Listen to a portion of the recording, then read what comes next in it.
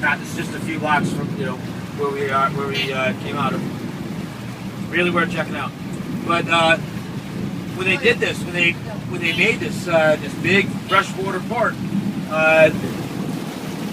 what it's done is it's created this huge fishing industry.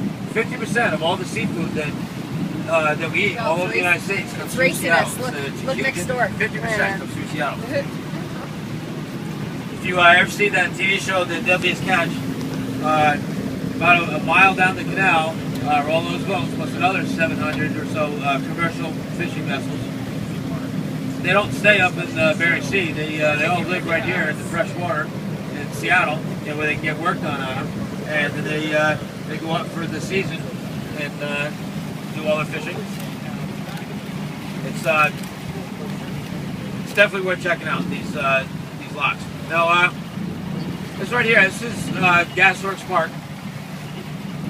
This used to be a coal gasification plant, and coal gasification is the process of turning coal into gas, and it's how they powered their street lights, and how they heated their homes, and all over the country. There were over 1,400 of these coal gasification plants all over the United States.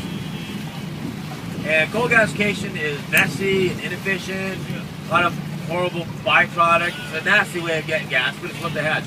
And in the 1950s, they found a way to process natural gas, which is and refined natural gas, which is a lot cleaner and safer and cheaper. Everything about natural gas is so much better than coal gas. So as soon as they did that, in the mid-50s, all these coal gasification plants became obsolete.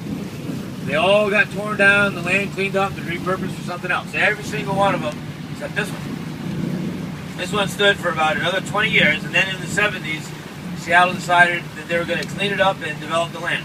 They've always been nervous to because it's right on the water. They were afraid of contaminating the water while they were cleaning it up. So, underneath that big mound right there is the first building that they started to dismantle. Big building underneath that mound right there. And as soon as they opened it up, they realized it was worse than they thought. It was full of horrible contamination, mercury, lead, ammonia, nasty, nasty stuff in there. Right away, they figured the smartest thing they could possibly do would be to just seal it up, just cover it, throw some grass on it, and call it a park. And all that stuff back there, the smartest thing to do with all that would be to put a fence around it and call it art. That's Gasworks Park. That's how we do things here in Seattle. But seriously, underneath that mound is one big, nasty, ugly, contaminated building. That's crazy. Interesting. I was sitting on There's a drawbridge over there on the other side of that large one we just came over. That's the Fremont Bridge. That's the busiest drawbridge in the United States. When they put in the Mountain Lake Cut and the canal right there, they put 2 drawbridges over each. The other ones are a lot higher. But this one here, Fremont demanded that they get tied into a trolley line, so they wanted so they demanded that bridge be street level, which is what it is right there. That's street level to accommodate this trolley. Well, the clearance under there is only 30 feet, so now practically any sailboat that wants to go by there, they got to stop traffic and raise the bridge. It's the busiest drawbridge in the United States. It opens on average 15 times a day. It opened 5,410 times last year. All for a trolley that only ran for 3 years, back to like 1917.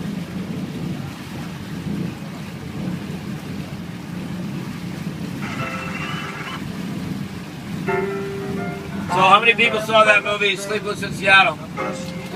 Anybody that's never seen it? Anybody wishes they never seen it?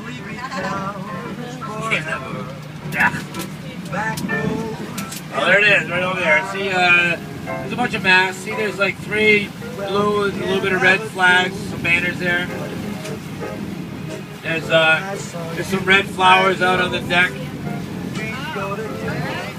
There's a boat going to pass in front of it in about 3 seconds. Oh, I see it.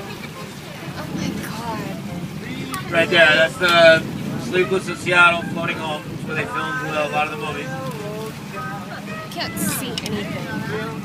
I'm required to point it out. Anybody